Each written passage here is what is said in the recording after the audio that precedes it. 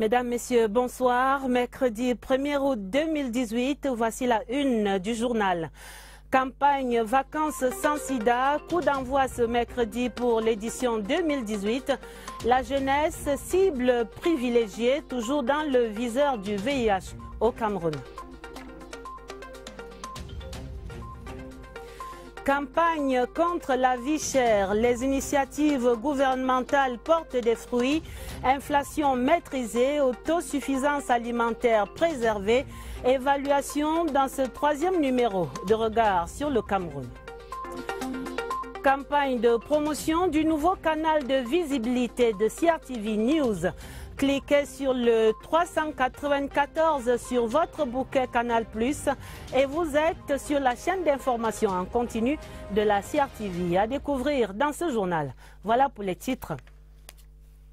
Pour une jeunesse camerounaise en excellente santé, la 16e édition de la campagne Vacances sans sida a été lancée ce mercredi à Yaoundé par les deux ministres de la Santé publique et de la jeunesse. Depuis 16 années maintenant, cet enjeu mobilise les efforts de la première dame camerounaise, Madame Chantal Biya, en sa qualité d'ambassadrice spéciale de ONU-SIDA.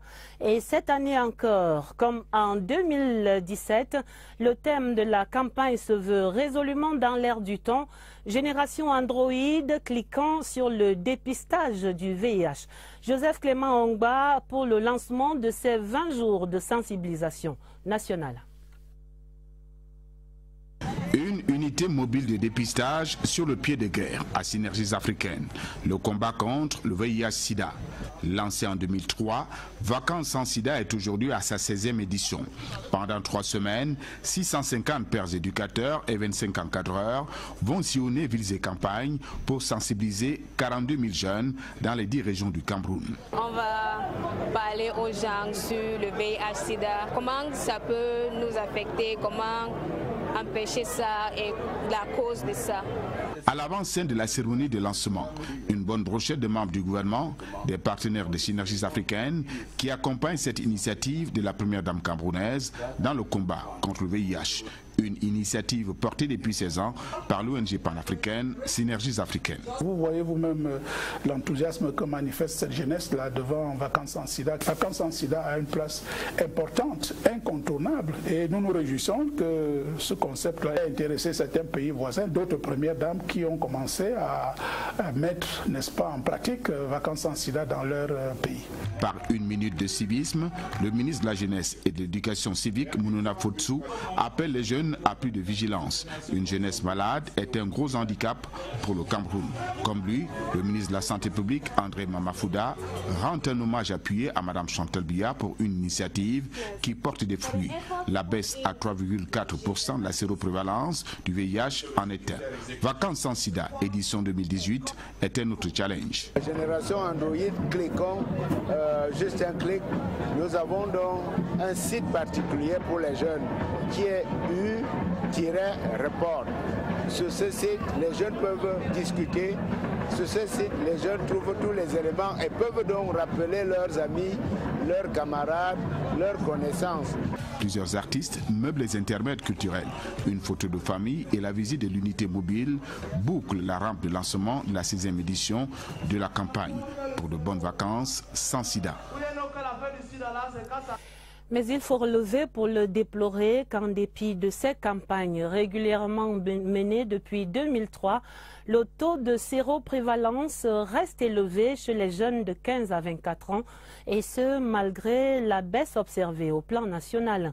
Le grand défi de cette campagne 2018 est donc de trouver le déclic pour inverser la courbe d'infection chez les jeunes. Lucie Colette Avoulou explore ici quelques pistes de solutions. La nouvelle est encourageante. Le taux de prévalence du VIH au Cameroun affiche 3,4%. Une régression qui ne suffit pas pour baisser la garde, car la situation reste préoccupante pour la tranche d'âge de 15 à 24 ans. J'ai 21 ans, je suis porteur du virus depuis 4 ans aujourd'hui.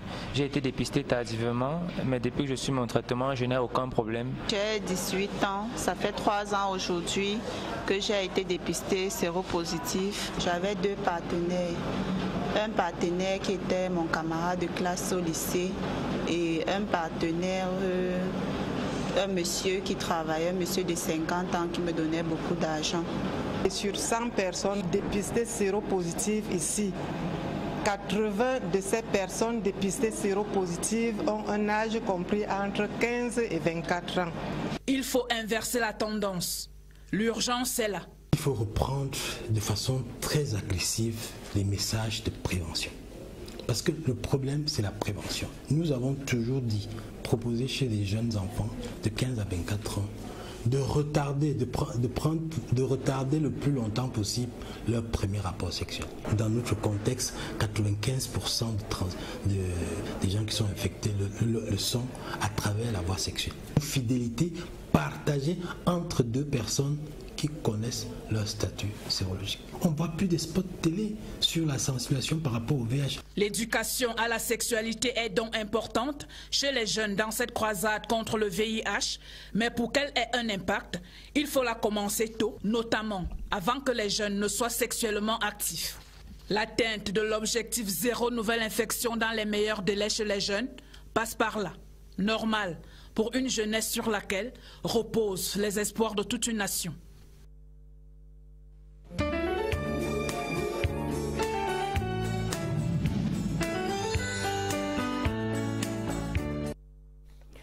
Regard sur le Cameroun, troisième mouvement ce soir, consacré au bon point de la lutte contre la vie chère au Cameroun. Malgré le contexte économique défavorable, le gouvernement a multiplié des mesures pour maintenir le taux d'inflation en deçà de 3% en ces 7 dernières années. Une performance enviée dans la sous-région, et Rodrigue Bertrand-Thieneau passe en revue ici ces mécanismes gouvernementaux qui permettent globalement aux ménages camerounais de manger à leur faim.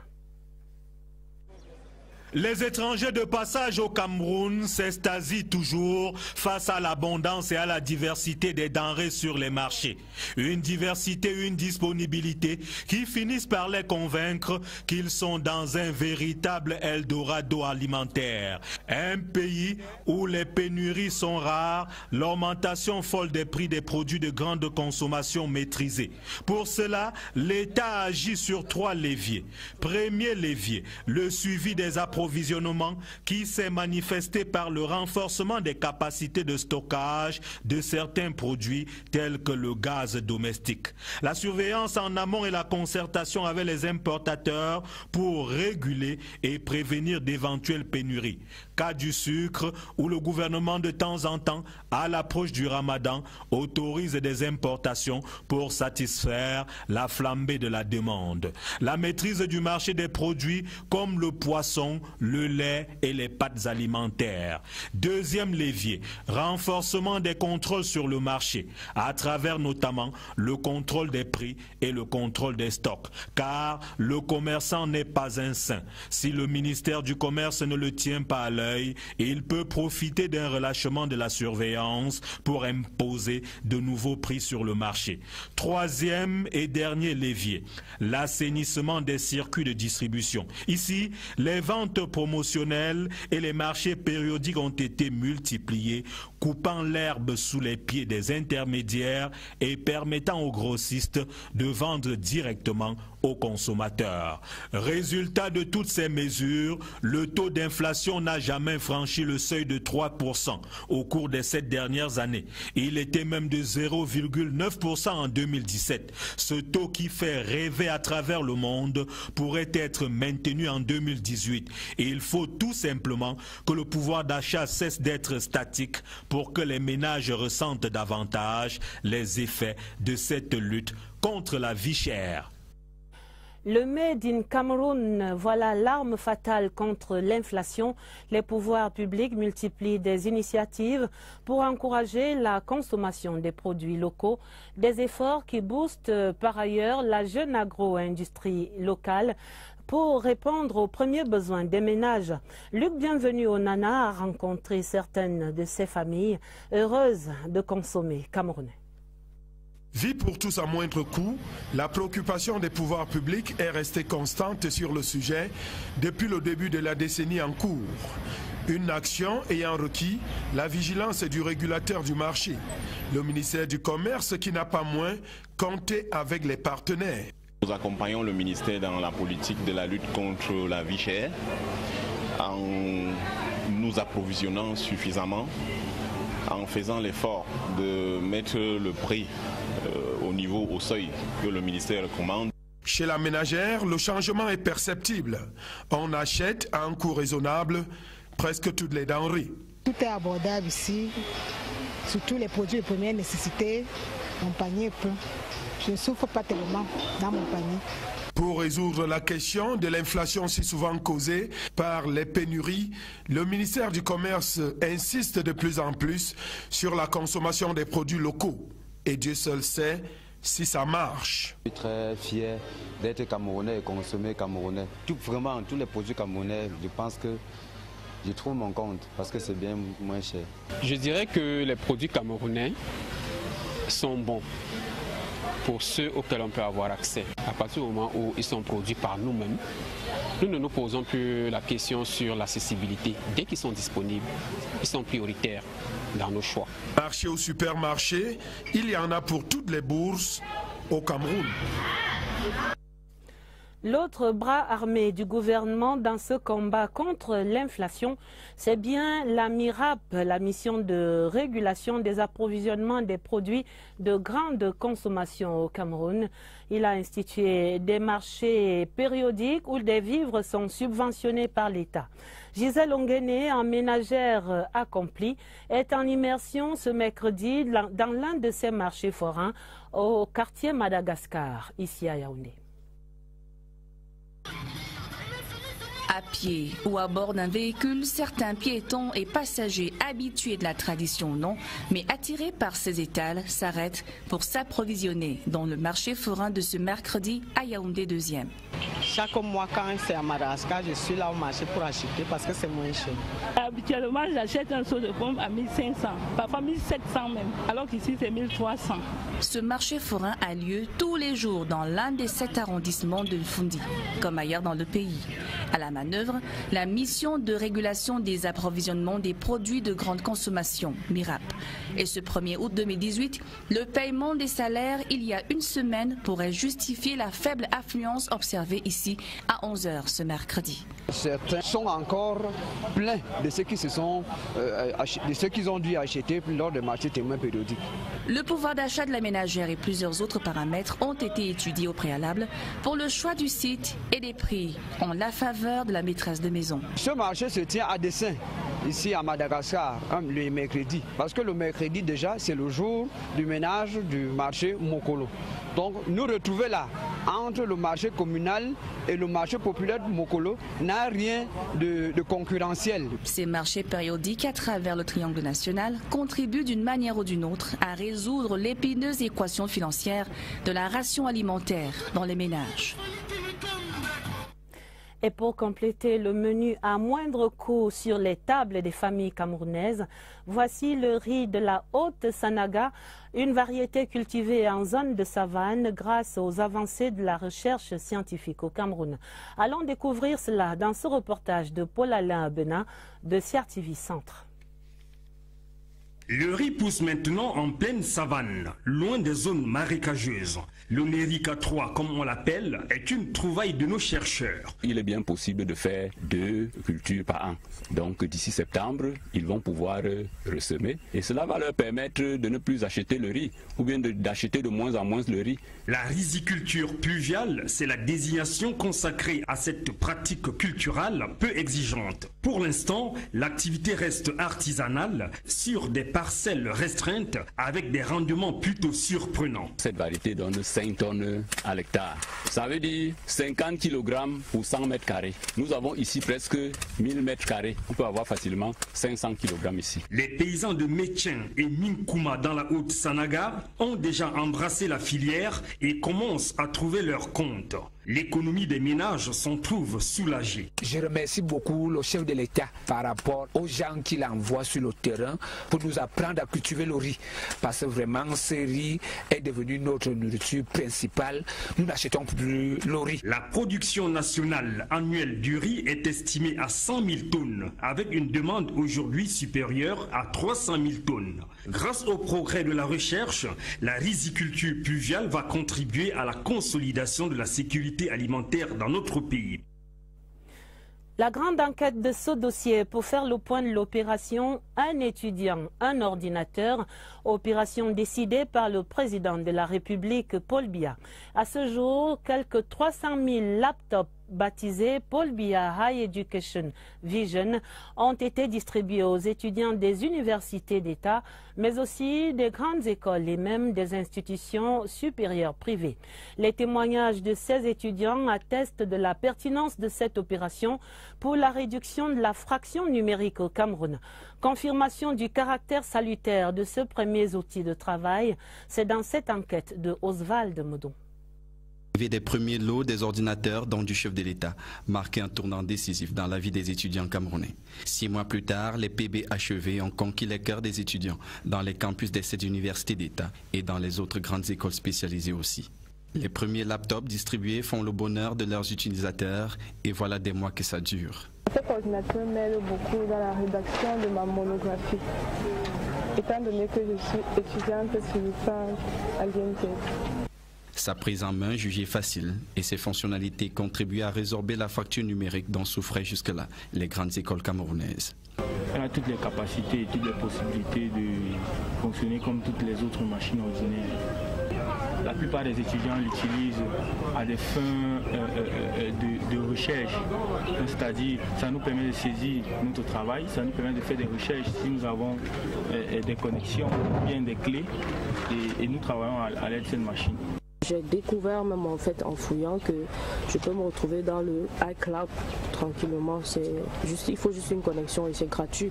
Donc vraiment c'est un tout. 6 mois après leur arrivée, les PBHEV se sont démocratisés. Les institutions relevant du privé connaissent aussi les joies du nouvel outil. L'ordinateur que j'ai reçu hier, bien évidemment, PB va vraiment m'aider sur cette année scolaire. Ça va m'aider puisque je ne maîtrise pas d'abord l'outil informatique. Ça va m'aider pour mon apprentissage. Pas besoin de plusieurs heures pour apprivoiser la machine et faire corps avec. Je dis merci au chef de l'État. Et ça avait beaucoup d'émotions que j'ai reçu cet ordinateur hier du ministre Pamdongo. Le système est déjà programmé à ce qu'on pose une question, ça nous répond. Là où nous avons un problème, nous posons la question et ça nous répond. Il y a assez d'éléments, le Bluetooth, le Wi-Fi. Nous pouvons communiquer, faire des recherches sur le net. Depuis le début de l'opération, ce sont 300 000 ordinateurs qui ont été mis à la disposition des COPS. À côté de cette université d'État, les bénéficiaires se recrutent dans 4 grandes écoles spécialisées et dans près d'une dizaine d'instituts privés à travers le pays.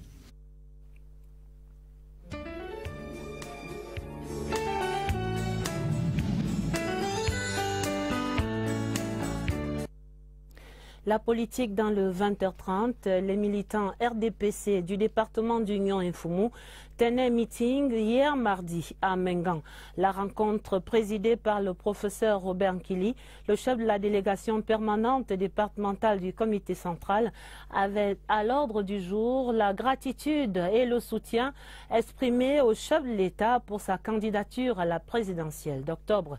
François Bakary de CRTV Centre était à Mengan. Paul Biya, c'est Mengan, Mengan, c'est Paul Biya. Ainsi pouvait-on lire sur une banderole pour traduire le soutien dynamique du peuple Mengan à Paul Biya, qualifié ici d'homme compétent et doublé d'expérience du pouvoir, garant de la paix et de prospérité, qui mérite bien la confiance des militants de Mengan. Mengan, c'est Paul Biya, c'est Mengan, parce que ici à Mengan, nous avons vécu les bienfaits de son excellence, M. Paul Biya. Le meeting de Mengan a donné l'occasion de célébrer le oui du président. À présent, semblait dire tous les orateurs du jour, après le oui présidentiel, la balle est désormais dans le camp des militants. J'ai une préoccupation, c'est d'être sûr que toutes les cartes de vote, après inscription à l'ECAP, ont été retirées par nos militants. Il est question de ne pas se laisser distraire, maintenant que le jour est connu.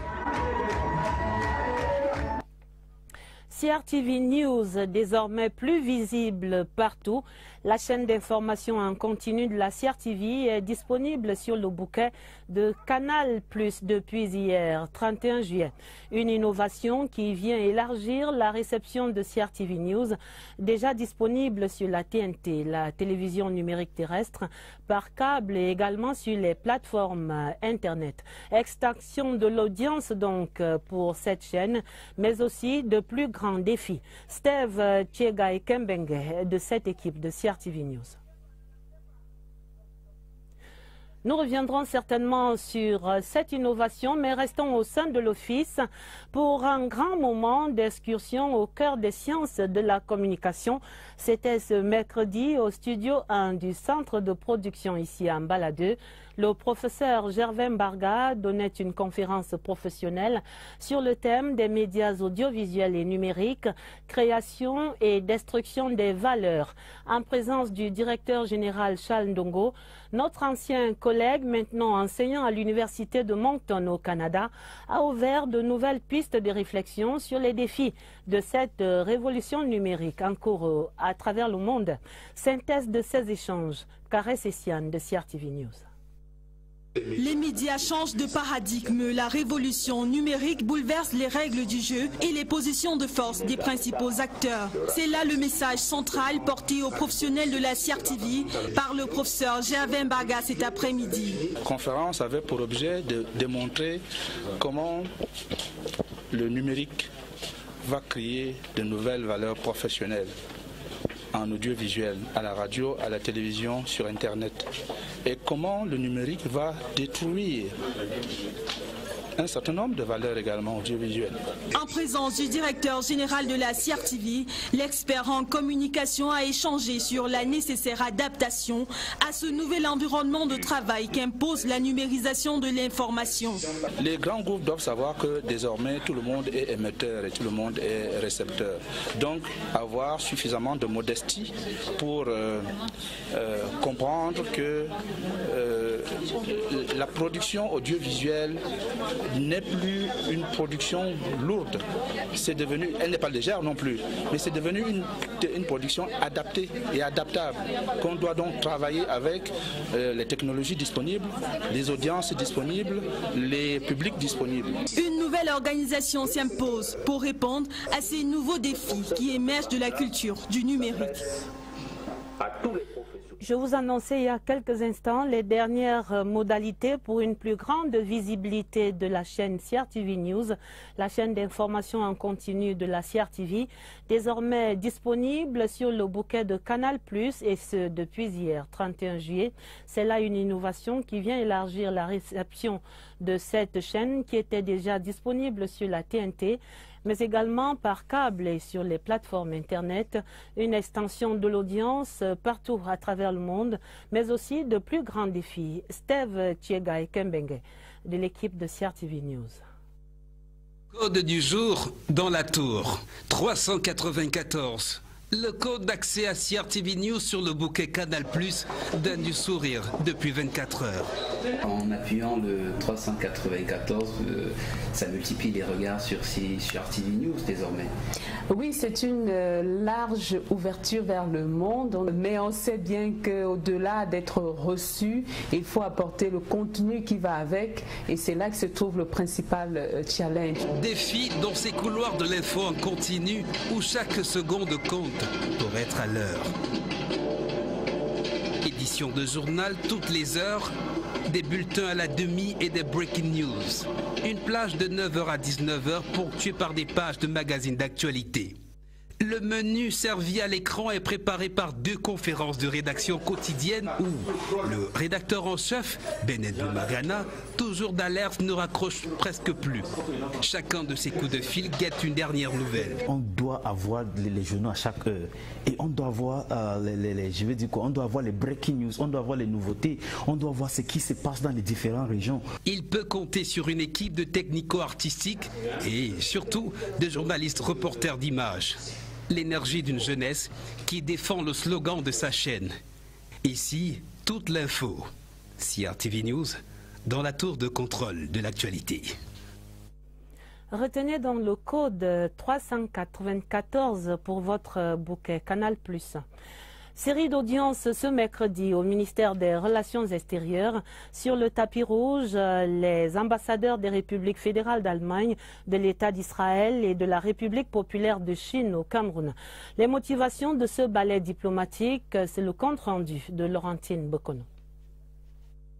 Sur la feuille d'audience, 2 interlocuteurs et 3 autres de marque. Au cabinet ministériel, ici, l'auditeur interne du ministère israélien des Finances, Roni Hiskiyahu, est reçu par le chef du département, le jeune Belambela. L'assistance humanitaire occupe l'essentiel des échanges.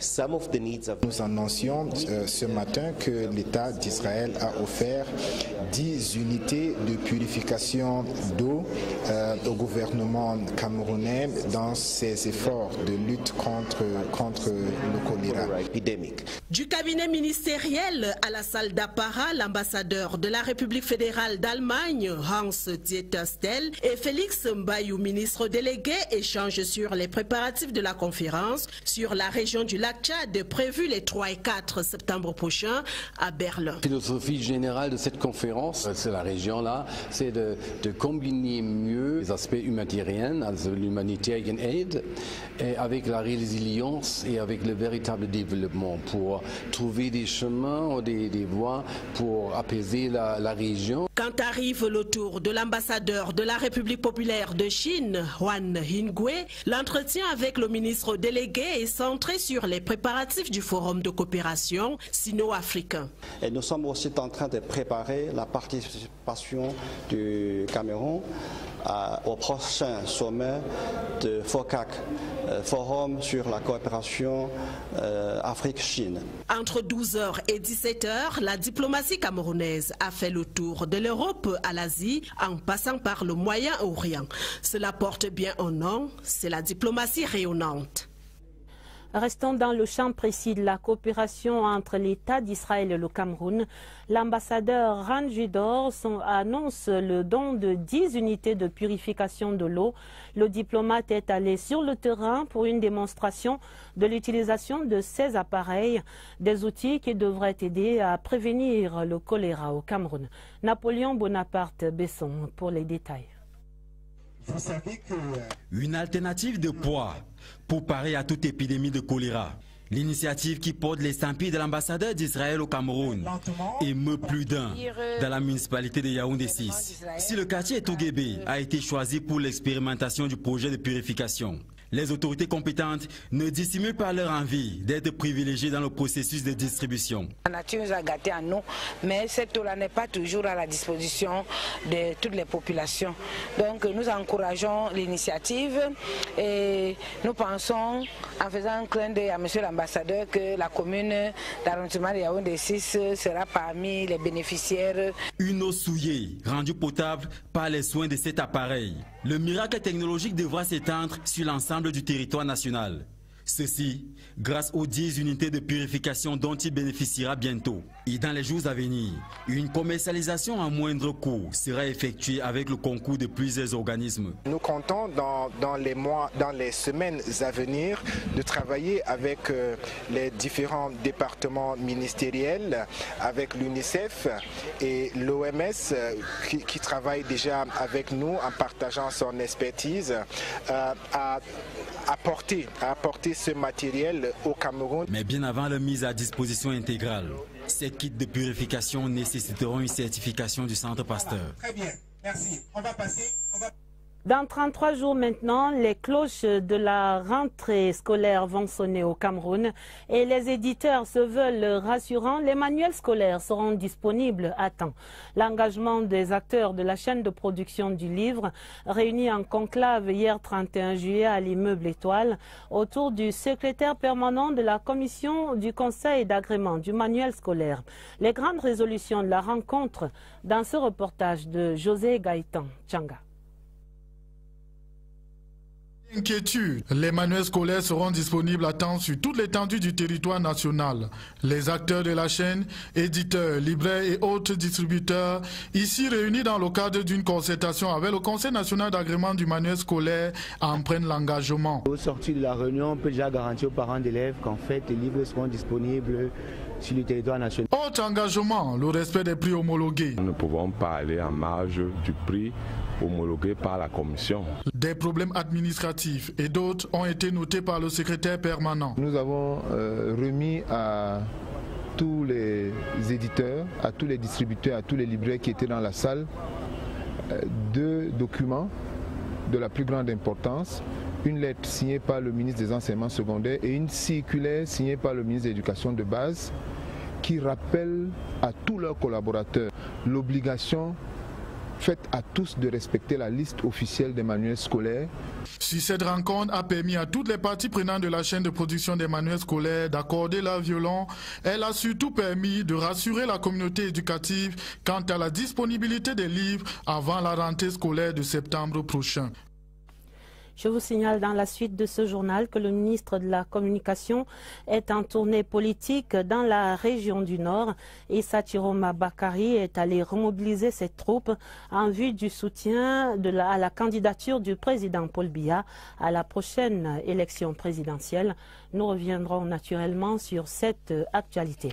Je vous donne à présent lecture de ce communiqué du ministre des Transports, Jean-Ernest Masséna Ngale-Bibehe, qui porte à la connaissance de l'opinion nationale en général et des opérateurs des transports routiers interurbains en particulier qu'à la suite de l'accident de la circulation du 30 mars 2018 qui impliquait la compagnie de transport Général Express, des descentes inopinées ont été effectuées par les services compétents du ministère des Transports dans son terminal de Yaoundé-Mvan.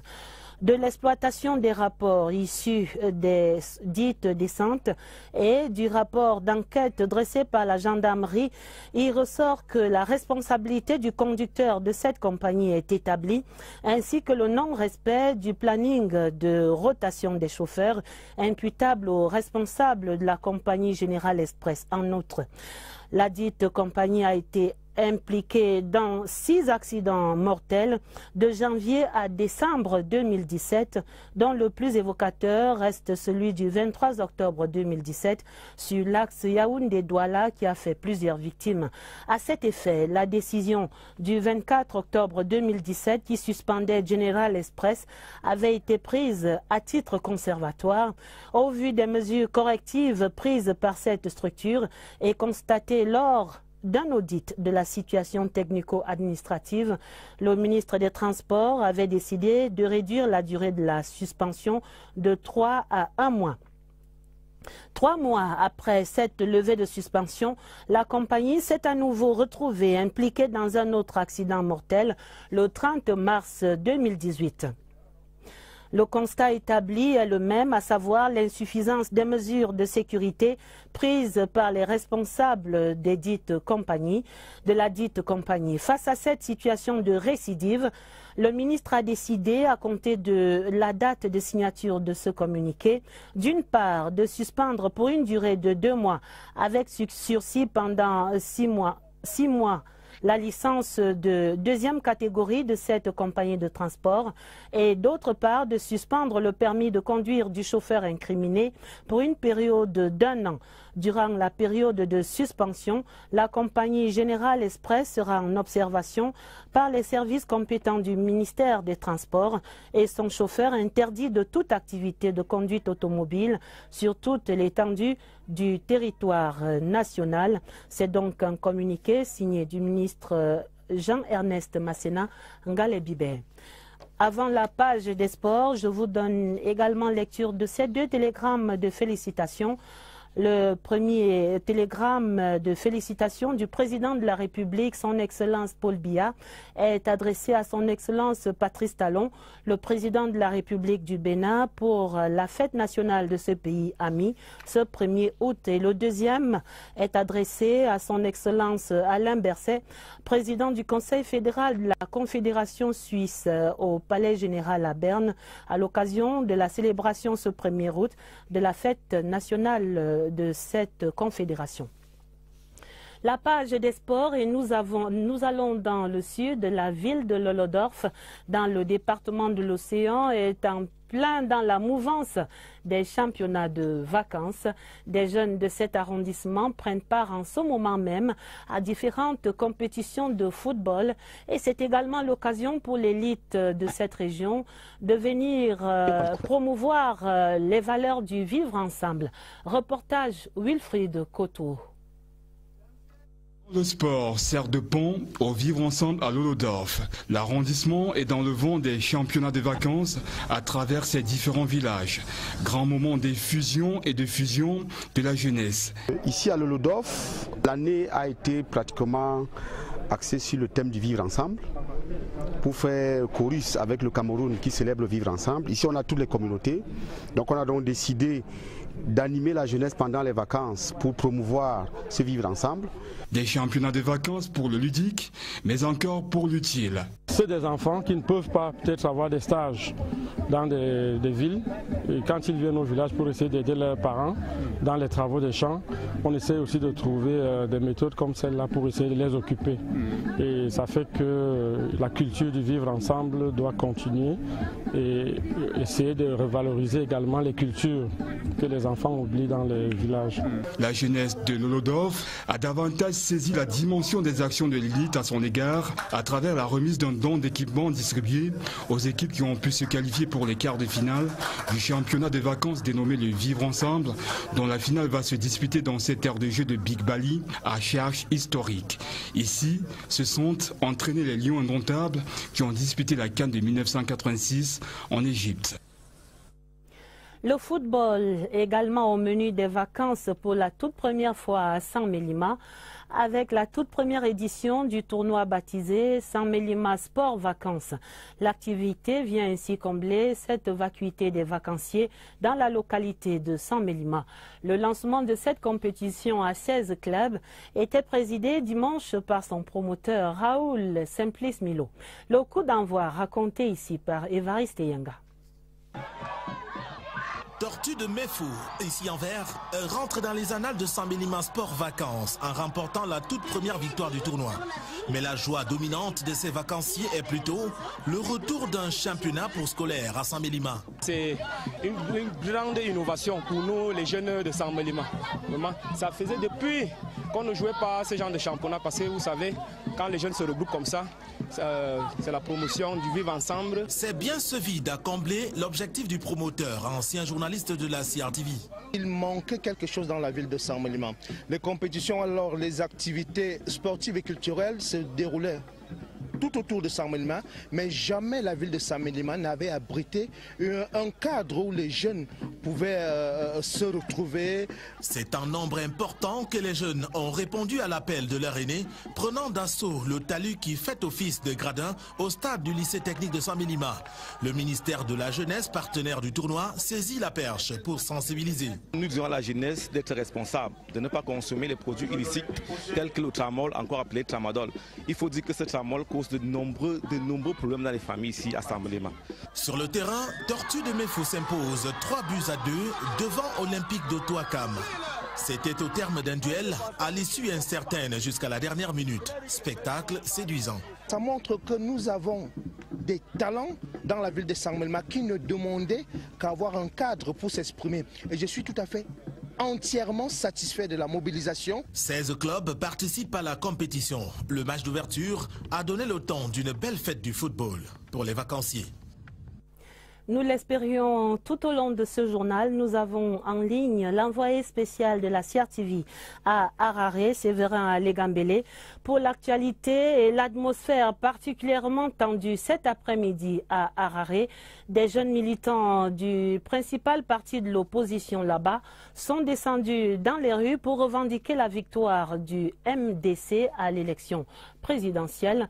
Les résultats officiels seront pourtant publiés seulement par la commission électorale. Nous faisons donc le point de la situation avec vous, Séverin.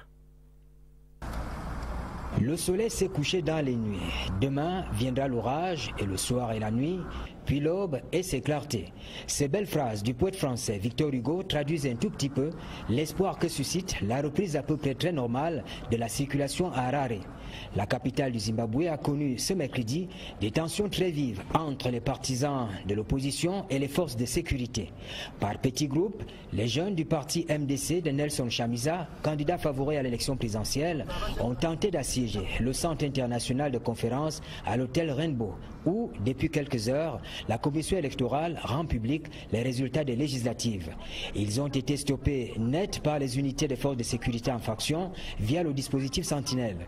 Mais au passage, ils ont dressé des barricades et brûlé des pneus sur la chaussée. Pour décanter la situation, les forces de sécurité, à pied ou sur des camions, ont fait usage de gaz lacrymogènes, appuyant cela par des hélicoptères.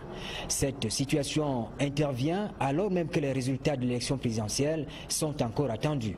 On sait tout au moins que pour les législatives et les municipales, la ZANU-PF, le parti au pouvoir, a gagné la majorité des sièges dans les circonscriptions.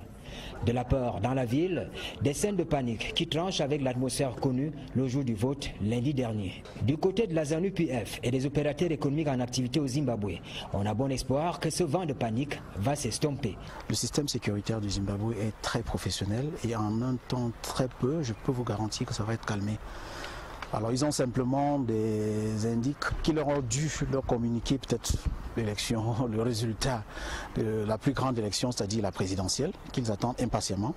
Des missions d'observation des élections présentes à Harare, on entend des appels à la tempérance et au calme. Merci Séverin. La rédaction reste naturellement mobilisée avec vous pour la suite du monitoring de ces élections au Zimbabwe. Et ces nouvelles que vous venez de nous donner mettent un terme à cette édition du 20h30. Vous aurez à minuit d'autres informations avec Jean-Cyriac Bessé et Patricia Lebam-Toursona. Je vous rappelle que vous pouvez voir ce journal et d'autres éditions d'informations de CRTV News sur notre site internet à l'adresse www.crtv.cm.